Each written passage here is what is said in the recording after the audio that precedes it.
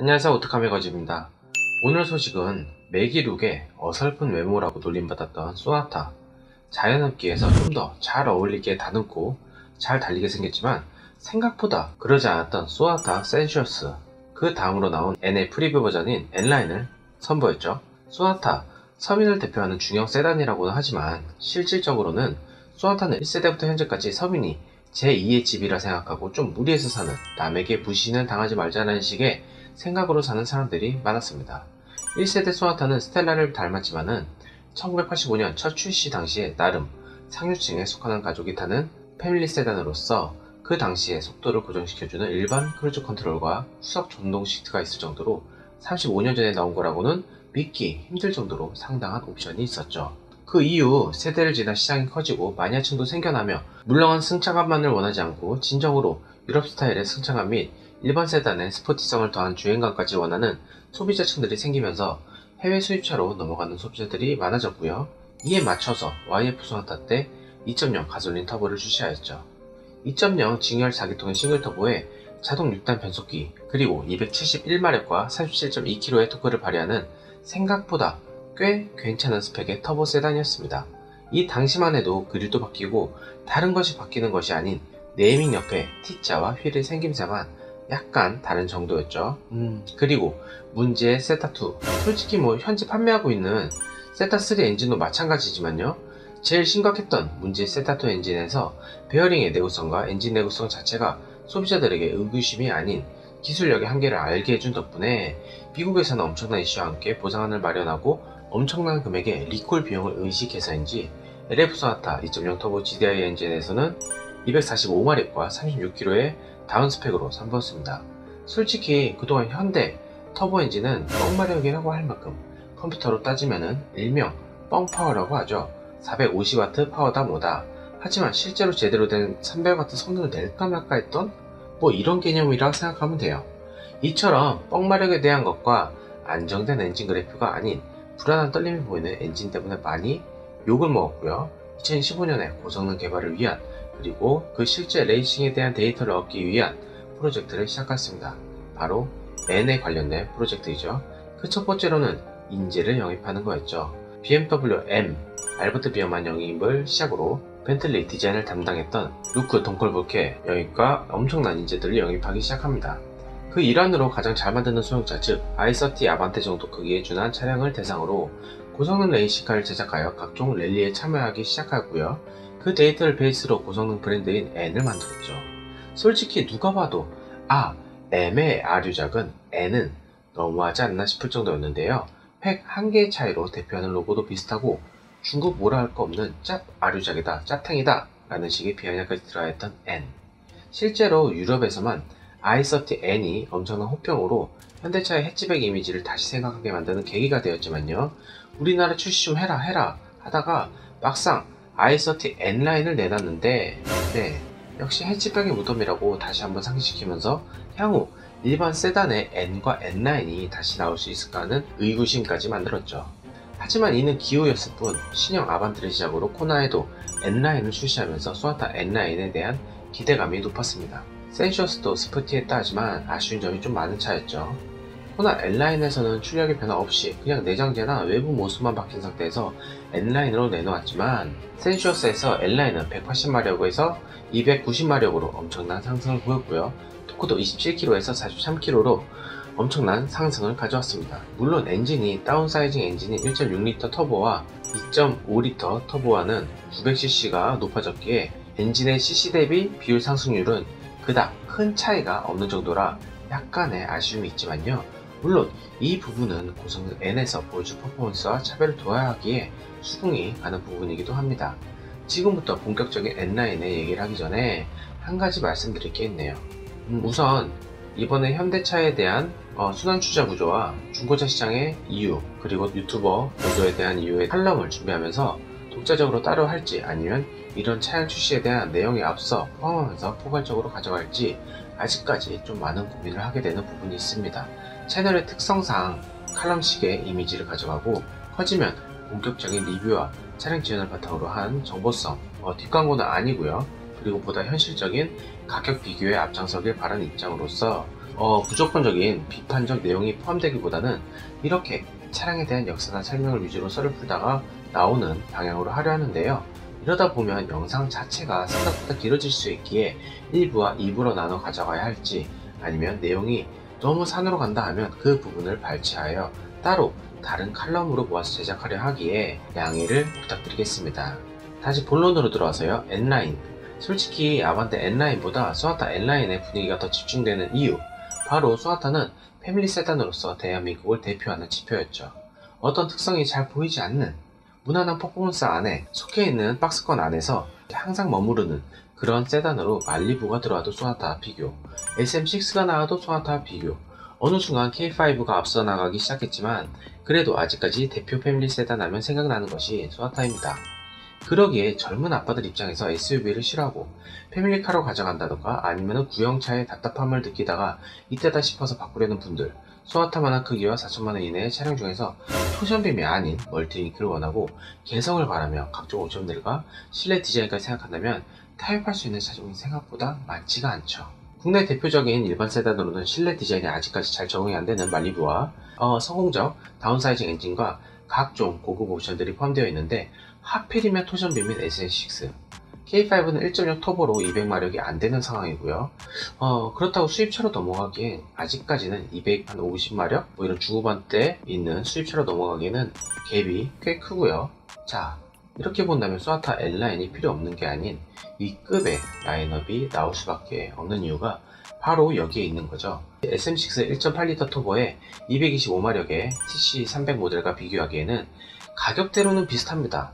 비슷하지만 애매한 부분이 지향점 자체가 다르고요. SM6 오너들이 차를 살 때 현대차와 기아차를 고려 대상으로 거의 생각하지 않는 부분처럼 소나타 N라인을 선택하려는 분들도 마찬가지일 거죠. 오히려 현재 나오고 있는 얘기가 기아의 스팅어, 플래티넘 라인과 소나타 N라인의 인스퍼레이션 트림을 생각하는 분들이 많은 것을 보면요. 오너층들의 지향점이 GT라인의 연장선상이라는 것을 잘 알 수 있게 하는 대목이죠. 영상 뒷부분에 자세한 비교를 해보고요. 생각보다 너무 센세이션한 광고를 만든 부분에서는 잘한 것은 잘했다고 칭찬해주고 싶습니다. 총 5개의 시퀀스로 나뉘고요. 진짜 보통 터보 모델이나 고성능 버전을 강조하고 싶으면 막 잘 달리고 뭔가 휙 하고 지나가고 여자의 치마가 확 바람에 의해 올라가는 것을 붙잡고 마릴린 먼로를 연상케 하거나 혹여 그럴 만도 한데요. 이 광고는 각 시퀀스마다 귀신이 뭐야? 이러면 그것을 설명해주는 방식을 가져가고 있습니다. 그 설명하는 방식도 이렇게 카툰식의 심플함을 가져가면서 복잡한 언어가 아닌 모든 것을 눈으로 보고 즐기고 사운드까지 즐기는 방식의 광고를 하고 있죠. 처녀귀신 역으로 나온 배우분이 처음에 볼 때는 블랙핑크의 제니인 줄 알았는데요. 소품 메이커가 샤넬이 아닌 거 보고 아니네 했죠. 배우분은 정소리라는 배우분으로 1998년생의 국악인이자 배우인 분입니다. 근데 광고 안에서 너무 능청스럽게 이런 연기가 잘 어울려서 진짜 수도 없이 돌려본 것 같아요. 첫 번째 1편 안녕하세요 편에서는 런치 컨트롤 보드가 존재한다는 것을 알 수가 있고요. 2편에서는 코너웨이 감속 시 귀신들이 다 차량에 탑승하는데 N라인에서 레버 매칭 기능 때문에 탑승을 못한 부분을 재밌게 설명하고 있고요. 개인적으로는 제일 웃겼던 3편에선 액티브 사운드에 대해서 설명하는 장면인데 정말 위트있게 잘 표현을 했고, 4편에서는 N-파워 시프트라는 기능에 대한 설명이고요. 스포티한 가속 부분을 잘 표현한 것 같습니다. 스포츠 모드에서 악셀을 밟을 때마다 시트에 파묻히는 느낌을 너무 잘 표현했고요. 마지막 편에서는 큰 반전이 있으니 꼭 보시길 바랍니다. 현대차의 마케팅 부서에서 시기적절하게 정말 고심을 해서 나름 잘 짜낸 광고라 생각을 하는 이유는 현재 현대자동차, 폭스바겐 제타가 아반떼 가격으로 나올 때도 아무렇지 않게 의기양양했고요. 제니스 수입차 금액과 비슷해지는 순간에도 위기론을 의식한 것이 아닌 내부에서는 아무 신경을 안 쓰고 있다고 하지만 실질적으로 가장 큰 위협은 공식적 언론 매체가 아닌 이런 유튜브 같은 본연의 자유민주주의 시대의 영상 매체에서 당연히 사실을 다룰 부분을 가지고 다루고 이를 기반으로 반현대 라인이 형성되어 악 영향을 줄 수 있는 타이밍에 시기적절한 광고를 내보낸 거죠. 좀 더 가볍고 라이트하고 위트 있는 광고를 내보내서 어떤 약간 화나했던 소비자층들의 기분을 좀 다운시키는 효과도 있다고 하고요. 최근 오토포스터와 인사케이 이 두 채널에 대해서 현대차가 보조를 한 부분, 진짜 웃픈 부분이라고 하죠. 웃기면서도 슬픈 부분입니다. 이런 것을 보면 아직까지 우리나라는 블랙코미디 같은 비꼬는 형식의 비판이나 아니면 기업의 비판적 수용이 끼어있지 않은 부분 같습니다. 상대적으로 역사 깊은 제조사들도 망하거나 아니면 인수합병 당하면서 명맥만 유지하는 경우가 허다한데요. 나름 아시아에서 주도적으로 시장을 가져가는 부분, 이런 부분은 현대차가 정말 대단한 정신이죠. 이런 정신도 솔직히 소비자들이 이만큼까지 현대차를 키워놓은 부분도 있습니다. 이 대한민국은 6.25라는 전쟁을 통해서 불모지에서 자원도 없는데 창조를 했다고 할 만큼 엄청나게 성장을 했던 부분이 있고요. 그 안에서 제조업의 역할은 정말 엄청난 것은 사실임에 틀림없습니다. 팩트죠. 하지만 위치가 사람을 만드는 만큼 기업도 초기의 정신과 본질적인 부분이 어긋난다면 그것이 밀어주고 사줬던 국민들을 우롱하고 하찮게 보는 것이라면 정말 비판받아야 마땅하죠. 자사를 계속해서 비판하고 욕하고 비꼬고 그랬다고 해서 없는 얘기를 사실로 지어낸 것이 아닌 정말 국민의 알 권리를 통하여 내보낸 것인데 그걸 가지고 허위사실 및 반복 비방이라는 목적으로 고소를 한다라. 허위사실은 뭐 좀 더 두고 봐야 할 것이지만은 반복 비방에 대해서는 잘못된 부분에 대해서 문제점이 계속해서 터지고 이를 제보를 통하여 내보낸 인싸케이 채널에서는 사실적 시이다 보니까 그냥 자기네들 자료화면을 갖다 쓴 저작권 위반이라는 것을 걸어서 유치한 대응을 하고 있는 겁니다. 이 부분은 중고차 진출의 이유와 현대차의 순환 출자 구조 및 이렇게 다른 매체에게도 영향을 미칠 수 있는 경고성 메시지격인 유튜브 채널 고소에 대한 이야기는 바로 소나타 N9 편 끝내고 제작을 하겠습니다. 여튼 무언가 안 좋은 여론이 형성되고 굉장히 센치해져 갈 때쯤 시기적절한 광고를 통해 소나타 N9에 대한 인지도를 높이면서 기업 이미지에 안 좋은 면에 차량이 영향이 덜 받도록 한 부분과 신경 쓴 부분이 눈에 띄었습니다. 이렇게 새로운 기능과 성능으로 앞세운 소나타 N9 트림별 가성비와 금액 및 각 옵션들을 살펴볼게요. 너무 기초적인 것은 자세한 설명 없이 스킵한다는 점 참조 바랍니다. 우선 기본 깡통 트림 및 프리미엄 트림 시작가가 3,053만원이고요. 전 트림 기본으로 2.5 터보 가솔린 엔진의 8단 10식 NDCT 변속기와 RMDPS 그리고 레버 매칭과 통합주행 모드 및 N 파워 시프트가 있고요. 지능형 안전기술에는 전방 충돌 방지 보조, 차로 이탈 방지 보조와 차로 유지 보조, 운전자 주의 경고 및 하이빔 보조, 전방 차량 출발 알림 기능이 있습니다. 안전에 특히 의외로 9개의 에어백을 넣어준 것이 정말 의외인데요. 스팅어도 기본 트림 시작가가 계열세 3.5% 인하가를 적용해도 3,853만원인데 이 차량에 에어백이 7개입니다. 이렇게 보면 소나타가 좀 더 혜자스럽죠. 그리고 급제동 경보 기능이 기본이고요. 이게 참 뒷차량에게 유용한 게 급제동 시에 보통 브레이크 등만 들어오면 이 감속력이 고속과 야간에는 감이 안 올 때가 있습니다. 특히 야간이나 심야 고속도로 주행 시 앞차량이 급제동을 밟을 때 이런 경보 기능이 있으면 뒷차량도 순간 놀라서 바로 깊숙이 밟아 사고 예방에 도움이 되는 경우가 있죠. 이런 부분은 정말 좋은 방향입니다. 외관으로는 센슈어스 모델과는 다르게 N9 전용 디자인인 블랙 하이그로시 라지에터 그릴과 더 밑으로 내려온 프론트와 리어 범퍼 전면의 에어브리더로 불리우는 인테이크 홀 및 듀얼 트윈 핏 머플러 그리고 N 휠캡이 가장 큰 특징이고요. 기본으로 제공되는 19인치 알로이 휠과 피렐리 타이어 1열과 전면에 이중접합 차음 유리를 적용한 것이 특징이죠. 시약 트림의 옵션으로는 정말 나쁘지가 않다고 보입니다. 기초적 달리는 것에 대한 것과 기본 LED 적용은 현대차답지 않은 행보이기도 하죠. 내장재로는 3.5인치 단색 LCD 클러스터. 단색 LCD 클러스터라. 그것도 3.5인치. 참 아반떼 MD 시리즈에 들어갔던 식의 계기판이지만 달리기 본연의 것을 생각하거나 주행 등 전혀 지장은 없다고 봅니다. 무드 등이 옵션이 아닌 기본으로 들어가 있다는 것이 장점이네요. 시트는 N라인 전용 버킷 시트가 앞열에 있고요.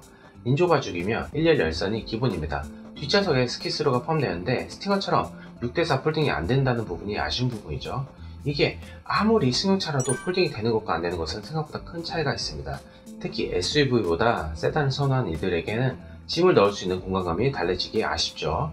편의 사용으로는 USB 포트가 1열에 2개, 2열에 1개, 오토홀드 포함인 전동식 파킹 브레이크 및 스마트 트렁크, 전 후방 주차 센서와 당연한 패들 시프트, 일반 크루즈 컨트롤 및 오토라이트, 수동식 틸트 및 텔레스코핑, 스티어링 휠과 조향 연동 후방 모니터가 있고요. 마지막으로는 8인치 디스플레이 오디오 시스템이 있죠. 솔직히 만약 신혼부부나 1인 운전자라면 이대로 타도 큰 불편함은 없을 듯 합니다. 듀얼 풀 오토 에어컨 생각보다 크게 쓸 일이 없고 만약 옵션표에서 정말 N라인과 어울리는 옵션표 한 가지만 선택하라고 하면은 저는 보스 프리미엄 사운드 시스템을 선택하겠고요. 이는 액티브 사운드 디자인과 12개 스피커, 외장 앰프까지 있습니다. 위 옵션을 포함하면 3,117만원이고요. 자녀가 있는 가정이라면 현대 스마트 센스 1, 즉 64만원짜리를 선택할 것 같네요. 그렇다면 3,181만원입니다. 혹시 네비 플러스 1을 선택하고 74만원짜리 스마트 센스 1을 선택할 시에 3,329만원인데 이렇게까지 포함한다고 해도 상위 트림인 익스클루시브 트림 금액인 3,495만원에 166만원이 더 적은 금액으로 상당한 금액 메리트가 있다고 보여지죠. 하지만 개인적으로 만약 금액을 늘리는데 한정되어 있고 취등록세를 제외한 3,500만원 이하로 생각을 하고 있다면 보스 사운드 시스템의 모노블록 브레이크와 19인치 경량 휠 패키지 그리고 M 퍼포먼스 서스펜션을 포함한 3,404만원을 지향할 것 같고요. 달리기를 좋아하고 고속도로에서 크루즈 컨트롤을 쓰지 않는 분들 그리고 어떤 서비스적인 옵션보다 본질적 옵션을 좋아하는 분들께는 이게 맞지 않을까 싶네요. M 퍼포먼스 패키지를 안 달고 애프터마켓에서 달면 되지 라고 생각할 수 있겠지만은 위 금액을 볼 때 분명 정말 좋은 금액으로 서비스식으로 제공하고 있다는 것이 눈에 보입니다. 특히 퍼포먼스 서스펜션 옵션에 있는 모노튜브, 쇼겁쇼버와 로어링, 스프링 이 조합이 분명 고성능 N에서 달았던 부분에 레이싱에서 따온 데이터베이스로 조정을 했을 거라 생각하기에 추천을 하는 것이죠. 우리가 일반적으로 대부분 알고 있는 순정 댐퍼는 트윈튜브 형식입니다. 트윈튜브는 실린더가 바깥쪽, 안쪽 두 겹이고요. 안쪽 실린더 속에는 피스톤과 오일이 있으며 이 오일은 바깥쪽 실린더와 안쪽 실린더 사이를 바닥에 있는 밸브를 통해 왕복 운동을 하고 있는 구조죠. 바깥 실린더에는 오일 기포 현상을 방지하기 위한 소량의 가스가 충전되어 있습니다. 이름만 들으면 트윈튜브가 뭔가 더 좋아 보이지만 실은 그렇지 않죠. 모노튜브를 자세히 들여다보면 오일과 충전된 가스 중간 부분이 자유롭게 위아래로 움직이는 다른 피스톤에 의해 완전히 분리가 되어 있고요. 하나의 실린더 안에 이렇게 분리된 상태로 일렬로 배열되어 있는 구조입니다. 이는 좀 더 최신식이고요. 이 모노튜브의 특성은 열 방출에 유리하고 실린더 내부 오일량과 피스톤 직경도 크며 이런 면들 때문에 댐핑 기능에서 트윈튜브보다 더 안정적이면서 꾸준한 성능을 발휘가 됩니다. 가스가 충전되어 오일과 완전 분리된 구조라서 댐퍼 작동 중에 오일 기포화 현상에 의한 성능 저하 걱정이 없고요. 이런 부분들 때문에 레이싱이나 달리기를 위한 튜닝 시 대부분 모노튜브를 사용하는 것이죠. 그렇다고 단점이 없지는 않습니다. 우선 가격이 트윈튜브에 비해 더 비싸고요. 고압가스 충전으로 인하여 승차감이 많이 단단해집니다. 여기서 문제가 자칫 잘못하면 노면 접지력의 저하로 인한 엉망인 승차감이 나오고요. 고압가스 충전으로 인한 실링 부품들의 부가가 되는 자극, 즉 스트레스가 많죠. 가스가 새어나오거나 이런 부분이 그렇습니다. 이래서 애프터마켓에 의한 구매보다 AS를 받을 수 있고 보다 더 정확한 베이스로 분명 이 파츠로 내놓았을 것이기에 최근 현대 행보를 보면 좀 불안하긴 하지만요. 그래도 N의 준버전이라 한번 믿어봐야죠. 4P 모노블록 알루미늄 캘리퍼와 대구경 디스크를 포함해 제동 능력 향상과 19인치 경량화 블랙크롬 휠 이 옵션 부분도 보다 좋은 달리기와 제동 성능을 이끌어내기 위한 것으로 달리기를 좋아하는 유주면 이런 식의 가성비를 가져가는 것도 나쁘지 않다고 보여지네요. 익스클루시브로 넘어온다면 금액대가 달라지긴 합니다. 시작 금액이 3,495만원이고 가져가야 할 성향을 드라이빙에서 패밀리 세단의 성격과 옵션을 같이 고려해야 하는 부분이기에 부가적인 것이 더 커지는 트림이죠. 우선 스웨이드와 나파가죽 시트, 앞좌석 통풍 시트 및 자세, 메모리 시스템, 8웨이 전동 시트와 동수석 4웨이 전동 시트, 운전석 덮개 시트에 사이드 볼스터 부분에 폭을 조절할 수 있는 어드저스터 장착에 의한 맞춤 포지셔닝을 가져갈 수 있도록 해주는 부분이 추가되고요. 아쉬운 부분은 시트백, 포켓을 가죽이 아닌 그물망으로 한 것이 뜻과 금액에 비한 아쉬움이 큽니다. 편의 사용으로는 좀 더 많이 늘어납니다. 하이패스 시스템과 ECM 룸밀러, 오토 디포그와 공기청정이 포함된 듀얼 풀 오토 에어컨과 현대 디지털키, 무선 충전과 레인 센서를 제공하고요. 브루링크와 폰 프로젝션 및 현대 카페이가 포함된 10.25인치 내비게이션 및 깡통 트림에서 옵션으로 있던 프리미엄 사운드 시스템이 기본 사용으로 있고요. 옵션표는 다음과 같고 가정이 있다면 스마트 센스 1 74만원짜리 추가와 57만원짜리 컴포트 플러스가 들어가야 할 것이고요. 여기까지 한다면 3,626만원으로 생각보다 많이 높아집니다.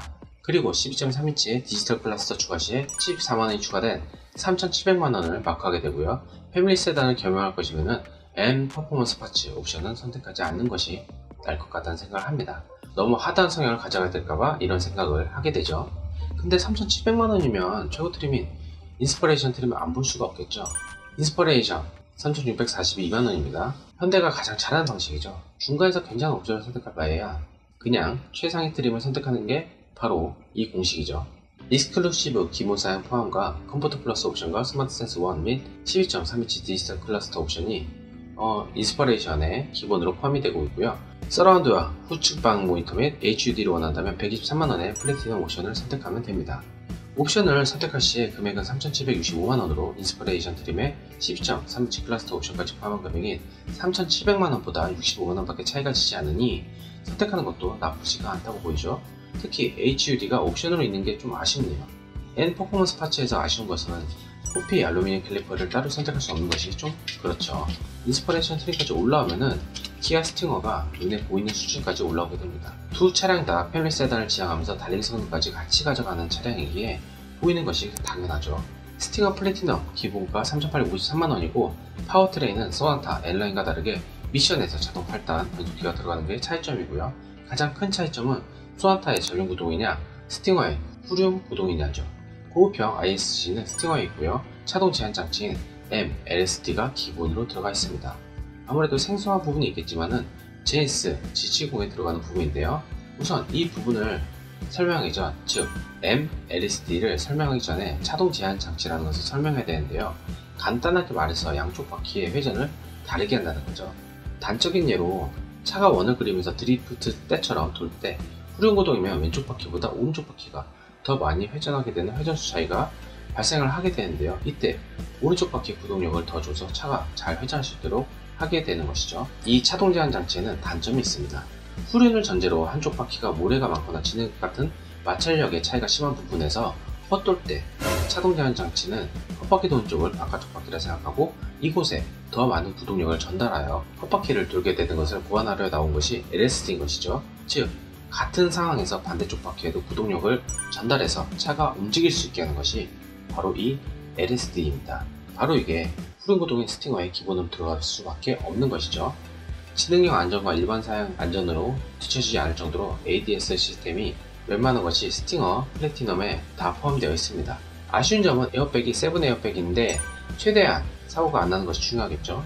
타이어 역시 브리지스톤 올시드 타이어와 18인치 휠이 들어가지만 내장 사용은 소나타 인스퍼레이션 옵션에 비해 많이 빈약한 것이 사실입니다. 다만 6대4 폴딩이 가능한 뒷좌석을 보유하고 있고 편의 사용으로는 2존이 아닌 3존 독립제어 에어컨 부분이 소나타보다 나은 부분이라 생각하면 되겠네요.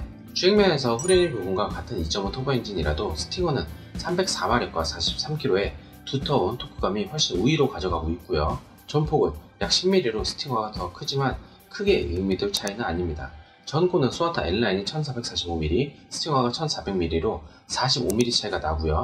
휠베이스는 소나타 2840mm, 스팅어 2905mm로 65mm 차이가 지는데요. 스팅어의 후륜구동 특성상 큰 차이는 나지 않습니다. 소나타 N라인에서는 에코모드가 없다는 점 참조하시고요. 컴포트 스포츠, 스포츠 플러스의 드라이브 모드를 선사한다는 점이 센슈어스와 차이가 있네요. 전륜과 후륜 타이어는 소나타 N이 19인치와 245mm로 스팅어보다 더 크고 전폭이 붙었죠. 또한 프롭의 소나타 N라인의 시트와 감성 및 재질, 그리고 뒷좌석의 뒷유리 및 창문 선블라이저와 꽉 찬 풀옵션, 내부 매칭과 N 파워 시프트로 후륜 감성 못지않은 운전의 재미를 선사할 것이기에 이런 스타일을 지향하는 소비자들로서는 참으로 좋은 고민이 아닐까 싶습니다. 물론 전자기기와 모든 안전 및 엔진의 결함 없이 제대로 작동할 시에 말이죠. 이상하게 풀 디지털 클러스를 장착한 차량에서 시동이 꺼졌다가 다시 수초 뒤에 꺼지는 현상이 발생되는 것이기에 항상 유의하시고요. 소나타 N라인에 대한 설명 및 트림별 가성비를 보았습니다. 구독과 좋아요 꼭 부탁드리고요. 시청해주신 분들, 저에게는 너무나 큰 힘이 되어주는 구독자 여러분들 정말 감사합니다. 부쩍 처진 날씨와 코로나19 조심하세요.